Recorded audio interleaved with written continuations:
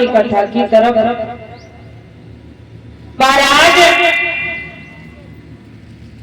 जैसे कि आप लोगों ने कल रात्रि की वेला में देखा था कि 5 वर्ष की उम्र में बेटा प्रहलाद ने भगवान के दर्शन किस प्रकार से किए हैं, देखा भी था और सुना भी था। महाराज, भगवान को अगर भक्त सच्चे मन से बुलाता है तो भगवान दौड़े दौड़ी चली आती है। भगवान को बहन द्रौपदी ने बुलाया तो भी भगवान दौड़ी दौड़ी चली आई। प्रहलाद को हर प्रकार से उनके पिता ने दुख दिया तो भगवान अपने भक्त प्रहलाद की रक्षा करने के लिए तुरंत ही भाग दिए। महाराज, इधर श्री व्यास नंदन सुखदेव जी महाराज परीक्षित को कथा श्रवण करा रहे हैं।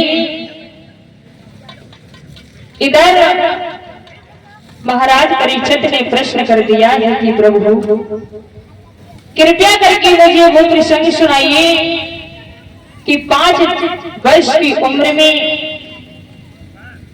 बेटा ध्रुव ने भगवान को किस तरह से प्राप्त किया था। महाराज, तो श्री सुखदेव जी समझा करके बोले हैं, हे राजन परीक्षित,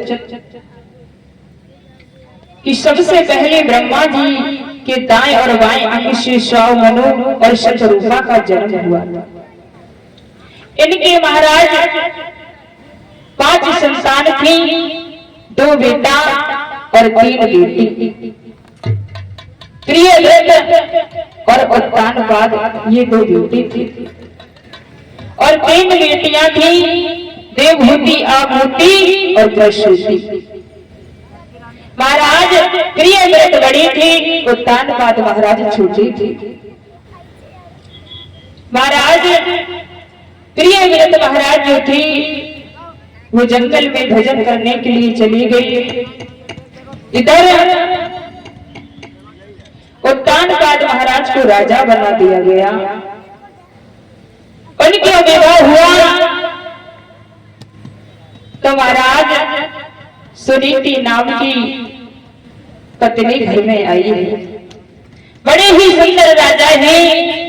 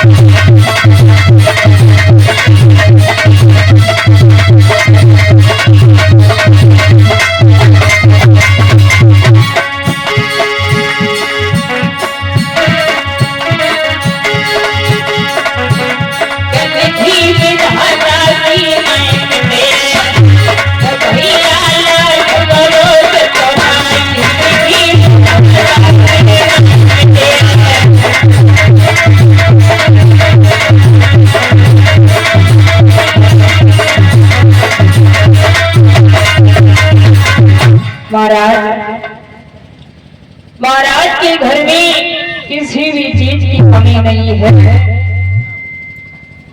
केवल महाराज उनके घर में संतान नहीं है। महाराज धन दौलत बहुत है, लेकिन उन्हें दुख है तो केवल एक ही दुख है, उनके घर में कोई संतान ही नहीं है।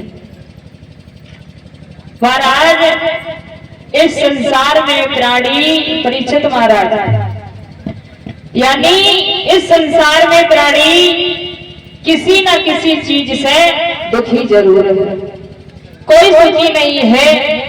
अगर किसी का सम्मान हो रहा है तो वो सम्मान से ही दुखी है, किसी का अपमान हो रहा है तो वो अपमान से ही दुखी है महाराज।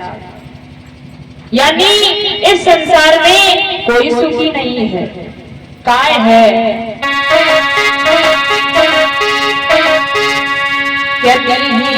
कहे भगवान सुखी, भगवान कहे सुखी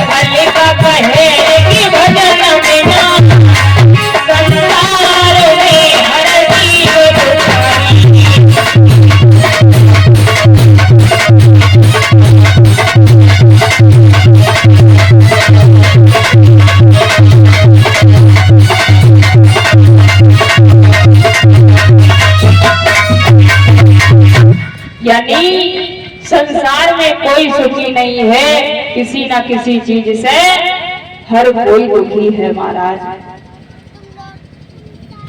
इधर महाराज धीरे धीरे जब समय व्यतीत होता गया, महाराज कि घर में धन दौलत की कोई कमी नहीं है। महाराज एक दिन की बात है, रानी आंगन में बैठी रो रही थी, तो महाराज मन में विचार करती है कि प्रभु ने मेरे घर में एक भी बालक ने जन्म नहीं लिया है, इतना दिन हो गई। महाराज एक पुत्र हो जाता तो मेरा सोना आंगन हरा भरा हो जाता। रानी सुनीति मन में विचार करती है, तो रानी ने अपनी दासी को बुलाया। कहाँ है ये दासी? तब मेरी महाराज को बुला करके लाओ। महाराज आज रानी ने दासी को भेजा है, तो दासी जाकर के महाराज के पास में पहुंची है। कहने लगी है दासी, महाराज आप मेरे साथ में आंगन में चलिए, आपकी रानी आपको बुला रही है। महाराज उसी समय राजा ने चलने की तैयारी की है, तो आकर के महलों में जैसे ही आई तो रानी ने जैसे ही आता हुआ देखा तो रानी ने अपने पति को बैठाला है और उत्तान बाद महाराज ने कहा है रानी, अरे सुनीति क्या बात है, तुम रो क्यों रही हो? तुम्हारे चेहरे पर ये उदासी क्यों है, क्यों रो रही हो? तुम्हें नहीं पता है तुम ये चिंता क्यों करती हो? महाराज उत्तान बाद कहने लगी है रानी, क्या बात है, तुम क्यों रो रही हो? तो रानी कहने लगी है स्वामी, तुम्हें नहीं पता है इतने दिन हो गई मेरे घर में किसी भी बालक ने जन्म नहीं लिया है। तो महाराज उत्तान बाद कहने लगी है रानी, पुत्र देना या ना देना, दे करके छीन लेना, ये तो परम पिता परमेश्वर की कृपा होती है। महाराज उत्तान बाद ने समझाया है कि रानी तुम चिंता मत करो। कहने लगी है उत्तान बाद,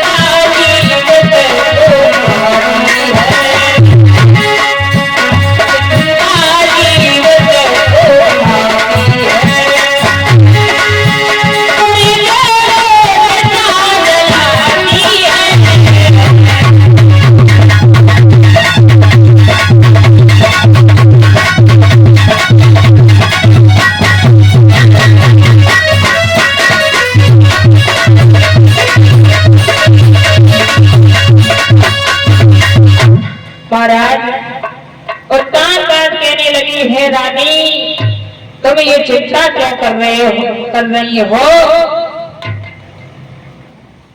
पुत्र देना या ना देना ये तो परम पिता परमेश्वर के हाथ में होता है। तुम चिंता क्या कर रही हो? तो महाराज जैसे ही इतनी बात कही तो रानी कहने लगी है महाराज आप मेरी बात मान लो, आप अपना दूसरा विवाह कर लो। महाराज जैसे ही दूसरे विवाह की बात कही है तो उत्तान बाद कहने लगी है रानी तुम्हें नहीं पता है, अगर इस घर में सौत आ जाएगी तो तुम्हारा जीना हराम हो जाएगा। महाराज बार बार रानी कह रही है आप अपना दूसरा विवाह कर लीजिए। महाराज मेरी बहन घर में आ जाएगी कोई पुत्र हो जाएगा। उत्तानपाद ने मना किया है, कहने लगे है रानी तुम नहीं जानती हो सब मौत से भी बुरी होती है। महाराज उत्तानपाद समझाने लगे हैं कि सुनो रानी,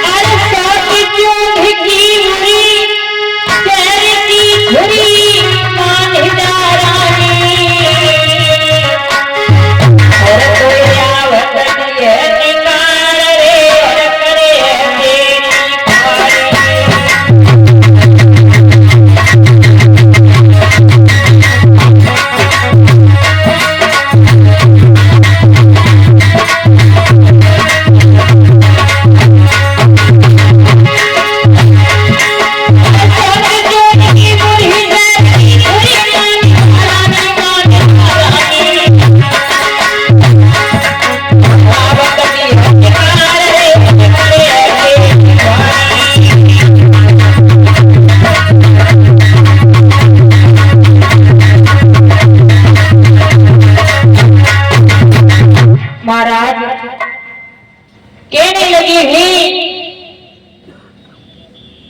सौद चून से भी बुरी है। मेरी बात मान जा रानी। महाराज उत्तानपाद ने रानी सुनीति को बहुत समझाया, लेकिन मैया ने एक भी बात नहीं मानी। महाराज जब रानी सुनीति ने कोई बात नहीं मानी तो महाराज उत्तानपाद का विवाह हुआ। जो दूसरी रानी सुरजी आई,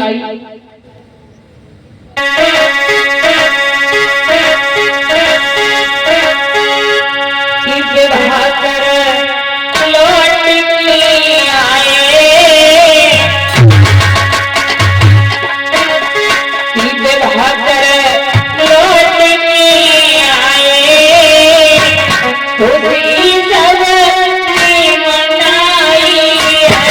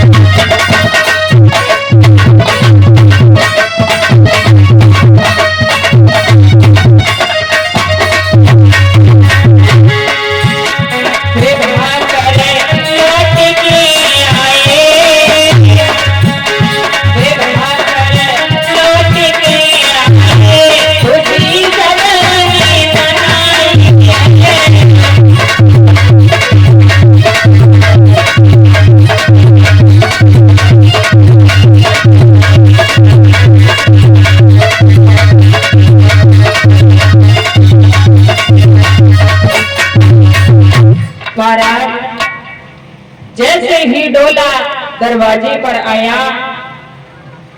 तो रानी सुनीति ने सुना है कि मेरे महाराज का डोला दरवाजे पर आ गया है। तो रानी ने तुरंत ही दासी को भेजा है। महाराज दासी को भेजा। जैसे ही दासी दरवाजे पर पहुंची और कहने लगी है रानी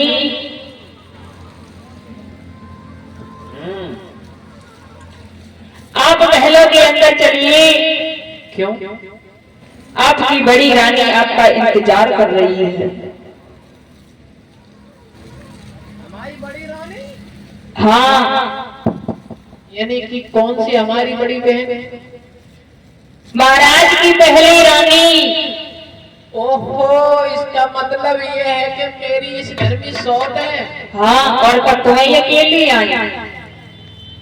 बांधी बांधी हम तो क्या चिल्लाए रहे। चली जाए इसी वक्त मेरे महाराज को बुला करके ला, क्योंकि अपनी बहनों के अंदर कदम नहीं जा सकती हूँ।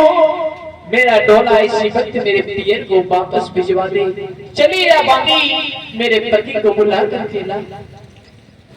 आज महाराज जैसे ही सुरची ने महल में जाने से इनकार किया है तो महाराज सुनीति ने जैसे ही suना कि मेरी बहन इस महल में आने से मना कर रही है तो महाराज जैसे ही काय है तो रानी दरवाजे पर पहुंची। महाराज उत्तानपाद को भी बुलाया। महाराज उत्तानपाद कहने लगी हैं बुलाइए उस रानी को जिसे मैंने दिन रात तोते की तरह पढ़ाया, मेरी एक भी बात नहीं मानी। आज महाराज जैसे ही मैया सुनीति ने सुना है तो मैया भाग करके आई, अपनी बहन के पैर पकड़ लिए कि बहन तुम मेरे साथ में चलो। तो सुरची कहने लगी है तुम अगर मुझे महल में रखना चाहती हो तो तुम्हें इन महलों से बाहर जाना होगा। महाराज मैया सुनीति कहने लगी है बहन तुम मुझे जैसे रखना चाहती हो मैं वैसे ही रह लूंगी, लेकिन तुम लौट करके मत जाओ। महाराज जैसे ही इतनी बात कही तो मैया सुनीति के पीठ में सुरची ने लात मारी है। मैया कहने लगी है बहन तुमने मुझे लात मारी है, मुझे इसकी कोई परवाह नहीं है, लेकिन तुम लौट करके मत जाओ। आज महाराज काय है कि तुम अगर रहना चाहती हो तो इन महलों से बाहर जाकर के रहो।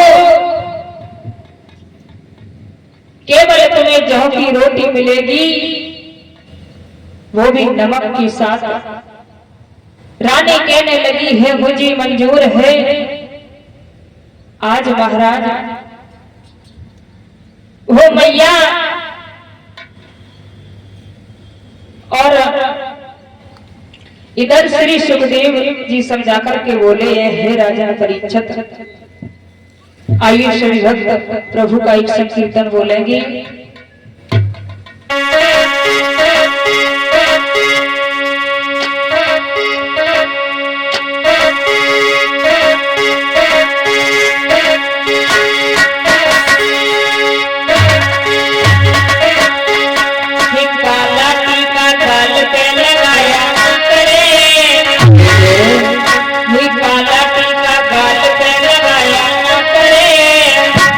तो है नजर लगी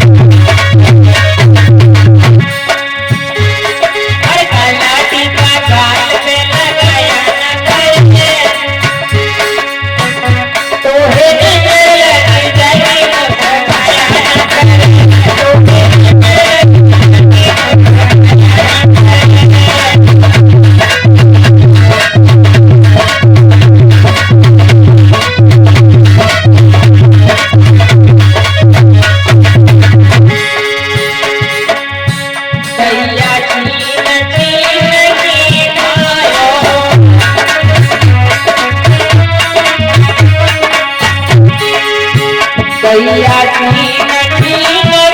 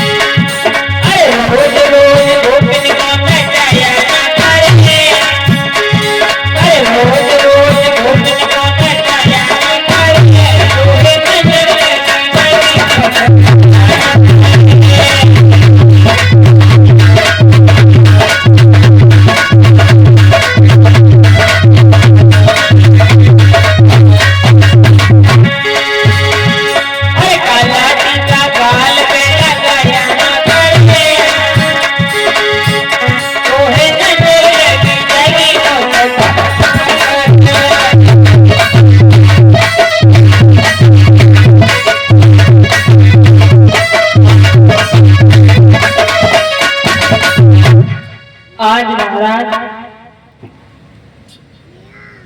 मैया सुनीति अट्टे पर कौए और काग उड़ाने लगी। इधर धीरे धीरे जब समय व्यतीत हुआ, एक बार महाराज जब शिकार खेलने के लिए जंगल में चले हैं, महाराज सिपाहियों को साथ में लिया है। महाराज जंगल में शिकार खेलने के लिए चले। जैसे ही जंगल में पहुंचे, जाकर के उन्होंने देखा है एक हिरन दिखाई पड़ा, तो उस हिरन का पीछा करती आगे को बढ़ती हुई चली गई। तो महाराज उन्होंने सिपाहियों का साथ छूट गया। इधर सिपाही जो थी वो लौट करके घर वापस आ गई। धीरे धीरे समय व्यतीत हुआ, तो महाराज सिपाहियों ने रानी सुरची से कहा है कि महाराज तो बहुत आगे निकल गई।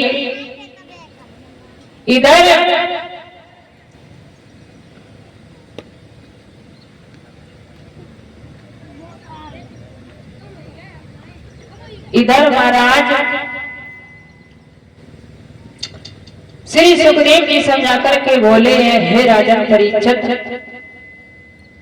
इधर मैया सुनीति जो थी मन में विचार करती है, ऐसी जिंदगी से जीना तो मर जाना ही अच्छा है।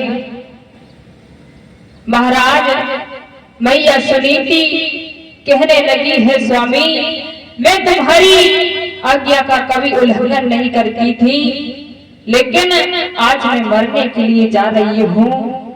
तो रोती हुई मैया जा रही है।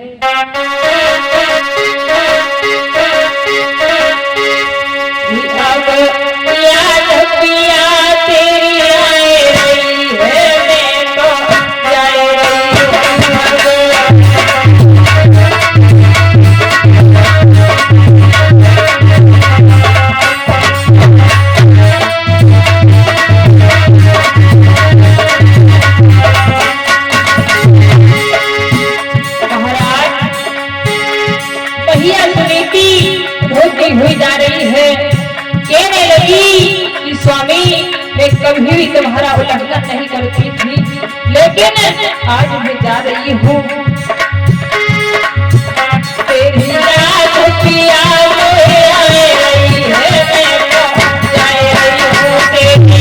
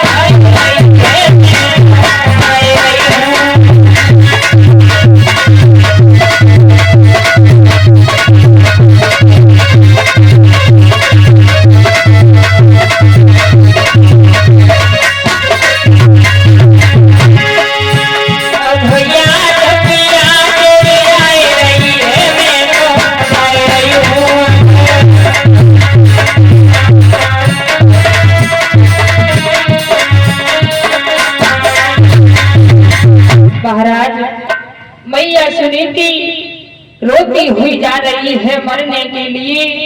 आज मैया आगे को बढ़ी है, जाकर के एक जंगल में कुआं देखा, उस कुएं में गिरने ही वाली थी, तब तक देव ऋषि नारद आ गई। कहने लगे हैं, अरे देवी तुम कौन हो, इस जंगल में क्या करने के लिए आई हो? कहने लगी है, रानी महाराज, रानी ने कहा है कि मैं मरने के लिए आई हूं। देव ऋषि नारद कहने लगी है, तुम मरना क्यों चाहती हो? तो मैया ने कहा है, मैं इसलिए मरना चाहती हूं, मेरी भी संतान नहीं है, मेरे पति का भी साथ छूट गया है, मेरा इस दुनिया में कोई नहीं है, मैं इसलिए मरने के लिए आई हूं। देव ऋषि नारद कहने लगे हैं, देवी तुम मरो नहीं, मैं तुम्हें वचन देता हूं, तुम्हारे घर में संतान होगी। आज मैया कहने लगी है, बाबा जी